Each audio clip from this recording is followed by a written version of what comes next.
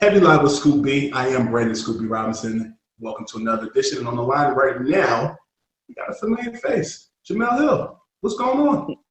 Hey, what's going on? What's good with you? Trying to make $1 out of 15 cents. Right? That is the unofficial mantra for everybody. Facts. So your podcast, Jemele Hill is Unbothered. The thing that caught my attention was pre-COVID.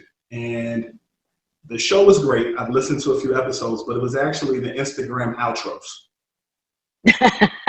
Okay. My curiosity in this is this.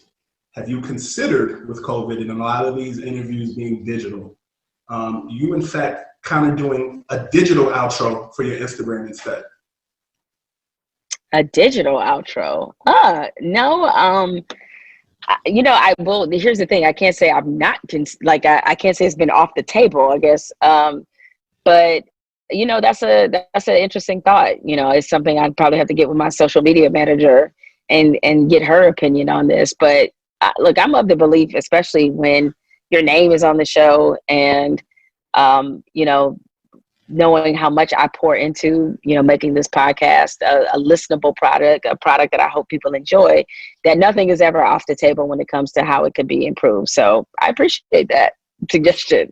For sure. I'm curious to know. I sat down with from Jodeci yesterday, and I asked him his top 3 Jodeci songs. So I'm going to take a flip.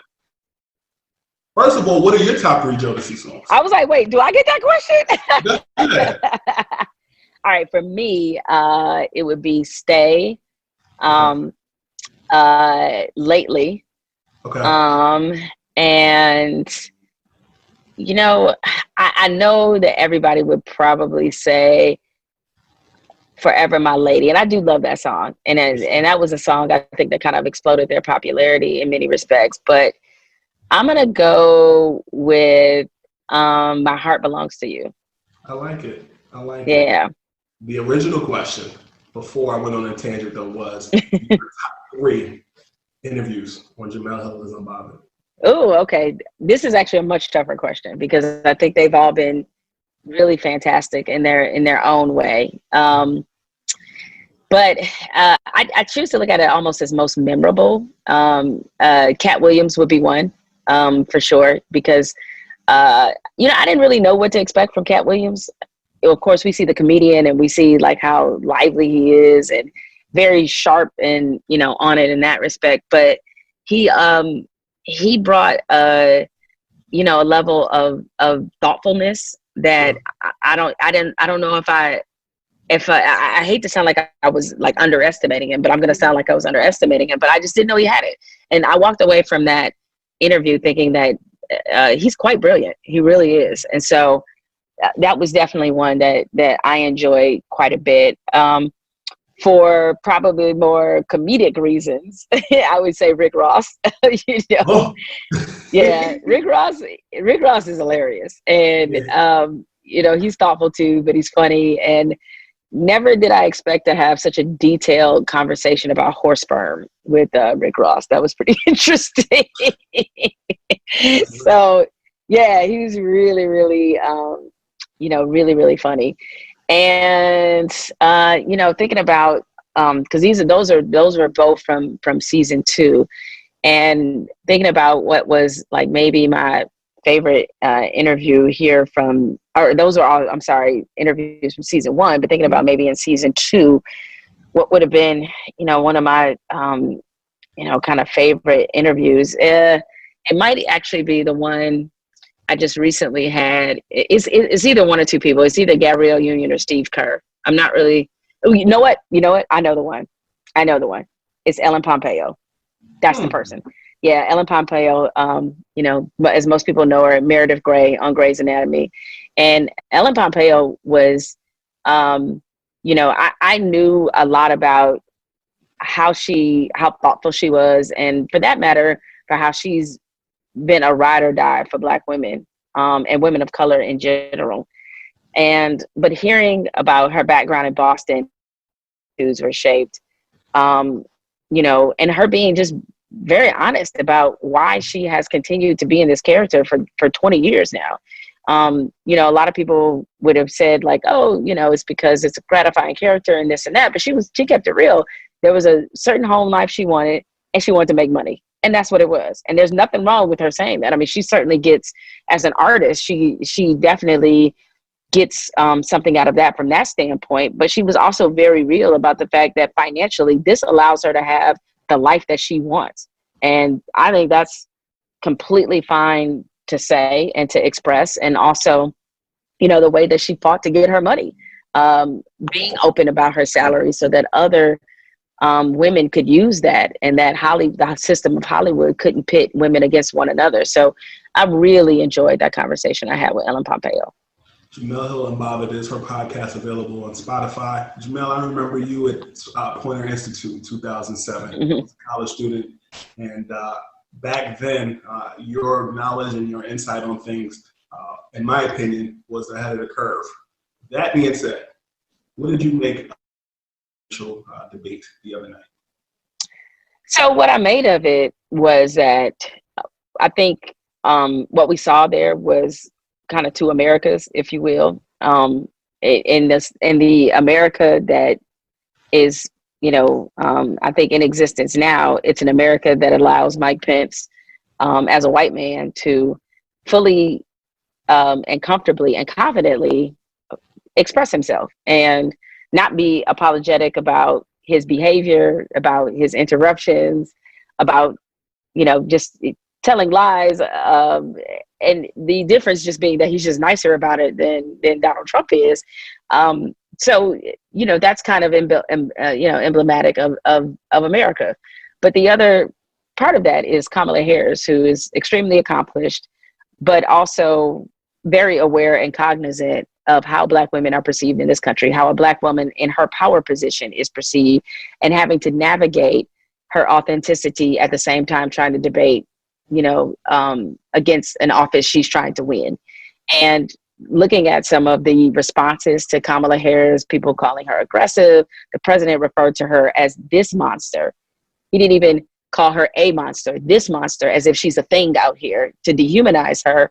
I think it just speaks to kind of where we are and where conditionally we have been, and that Black women have had to fight hard and long and in a frustrating fashion in order to be not just seen, but to be heard, and in her case, respected. And so, you know, I gave her a lot of credit and could certainly relate to, as a Black woman who's been in corporate America, of that tricky dance of trying to decide, as Amanda Seales put it, just how Black you gonna be today.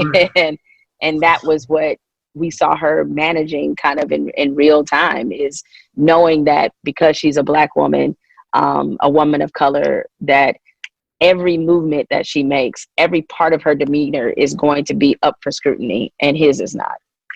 Jemele, Nas made a song called If I Ruled the World. President Trump, you, say hypothetically, you were allowed, the two of you, to sit at a dinner table and actually, yeah, I know, but listen. Okay.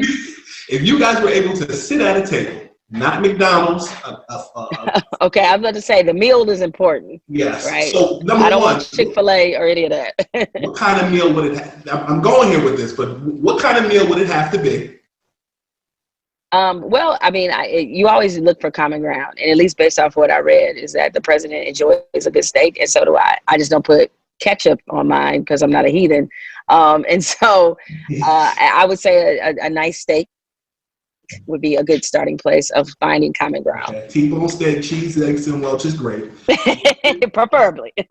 Okay, you guys are able to sit down at a table and have a conversation.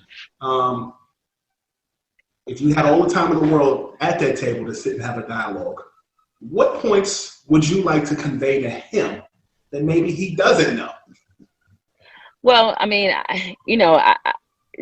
President Trump is choosing the sides that he has chosen, not because of ignorance on his part. It's not that he doesn't know better; he just doesn't care. And those are the toughest conversations to have with people, is that people who have no interest in moving where they believe 10%. See, even though on the face of it, and certainly what I know of his philosophies and politics, we have nothing in common, right? But I guarantee you, I'm much more capable of moving 10% to his side than he is to mine. And my things that of which I would demand as him as a leader is one, is asking him why he is not interested in governing everybody. And that's just a root question. You're the president of the United States. You're not the president of the Republicans. You're not the president of white people, and you're not the president of white men. So why are you not interested in governing the rest of us who also pay taxes into this system? All right. And so, we have to start there. And I would love to get to the root of why he feels it's necessary to divide our country by running on the ticket of white supremacy, because that's what he's running on. White fear and white supremacy. That's what's on the ballot for him. And as somebody who's been privileged his whole life, it's really quite insulting to many of us that he would ever position a campaign that America needs to be made great again, as if it wasn't great for him his whole life. I mean, he started off as a millionaire, for crying out loud. Is that there are levels of suffering he has never, ever had to worry about. His basic needs have always been met. That, he's not allowed to have his own experiences as a person. But it is to say, at the very least, the one thing he has never had to worry about is where his next meal is coming from. But that is not the case of many of the people that he governs. And so I think that his lack of empathy is an issue. Really, my biggest problems with him outside of policy is his character. And he doesn't seem to possess very much of it. And your integrity, your ability to have empathy is everything. And I would just wonder why he doesn't seem to have any, to tell people that in a country where 200,000 people have died from a disease, to have so little empathy for the victims and to be unable to understand how his incompetency has created much of this chaos is really quite startling. So again, I don't know how much of a fruitful conversation that would be, because Donald Trump is in his 70s and seems very entrenched in his ways. And there is frankly nothing about his life that has led anybody to believe that he is interested in anything other than what benefits him. And as I said, those are the toughest conversations, to have about things. Maybe we should talk sports. Maybe that might be better. I'm bringing Cold Stone and Cheesecake Factory. Yeah, I mean, look, Cold Stone, bring me the birthday cake flavor. I'll pretty much sit down and have a conversation with anybody. Here you go. A couple more questions. Number one, you hosted something with Kyrie Irving Common recently for Breonna Taylor. Colin Kaepernick has been in the news, of course, for obvious reasons, but I'm curious to know from your perspective, is it a fair assessment to consider Kyrie Irving the Colin Kaepernick of the NBA? It is not. And the reason why, and this is no disrespect to Kyrie, because I think he has been so intentional and so vocal and so genuine about being a change agent, and especially the support he's extended to women in particular, to create a fund for WNBA players who decided to sit out this season, be it because of COVID concerns or because they wanted to focus on social justice, to provide that kind of support. It says a lot about who Kyrie Irving is and what he cares about. But let us not lose sight of the fact that Colin Kaepernick made a very specific sacrifice, and he had something taken away from him, simply because he had the audacity to demand that Black people be treated as human, and his whole career was stolen from him. And, Kyrie Irving will still get to play basketball. He'll still get to, maybe lead the Brooklyn Nets to a championship with Kevin Durant. Colin Kaepernick won't get that opportunity. And so there's an inherent difference there. But I think in terms of like-mindedness, I think is very similar.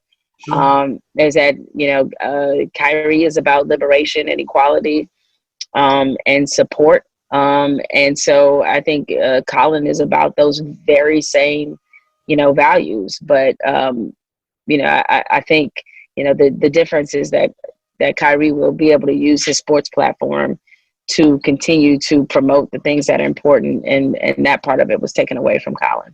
We got to run before we go. Lakers in 5?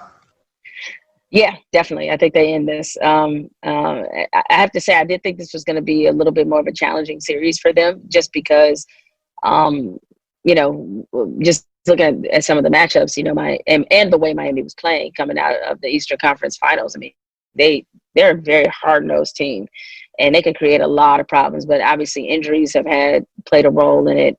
And then, lack of experience. I mean, for many of them, this is the furthest they've ever gotten.